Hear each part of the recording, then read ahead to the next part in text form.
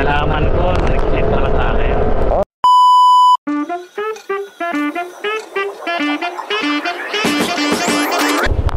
Shower cap, sir.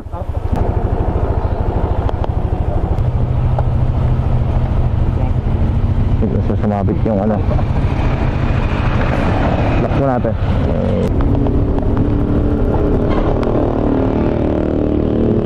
Ito, sabi po. First time ko sa ito, may mic. Parang hindi tayo magsigawan siya. Sige.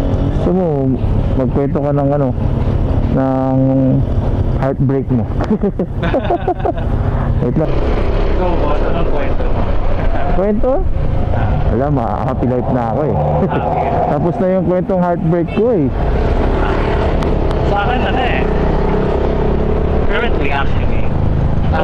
Yung jowa ko, nalaman ko, nag-check pala sa akin. Oh! Wait naman nun, sir. So, nung una actually, kaya tawag ko nung una. May ilang beses niyang ginawa. Dalawang beses. Dalawang beses. Tapos kami talaga yun.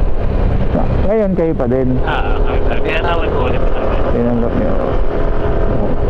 Bait niyo pala, sir. Ganun talaga, pag nagmamahal eh. Ganun talaga, oo. Tapos eh. Umiyak kayo, sir. Oo na, sobrang iyak. Sobrang bigat ng pakiramdam ko na. Diba? Umiyak. Dalawang beses, tiniisip ko hindi umiyak. Tapos nung alam mo, ibigan ko yung best friend ko.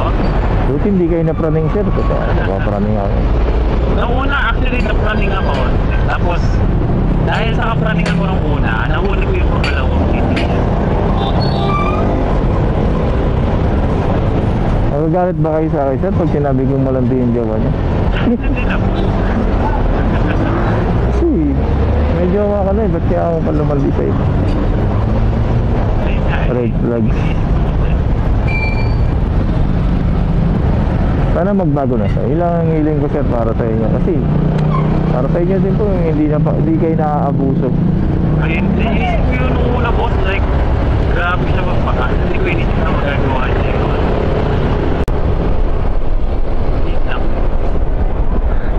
Nagbibiroan lang tayo kanina doon sa ano eh. Kwento kayo, seryoso pala kayo. Meron pala talaga kayo pinagdadaanan. Yun lang sa akin, sir. Ang hiling ko lang sana maging okay kayo. Dire-diretsong maging okay.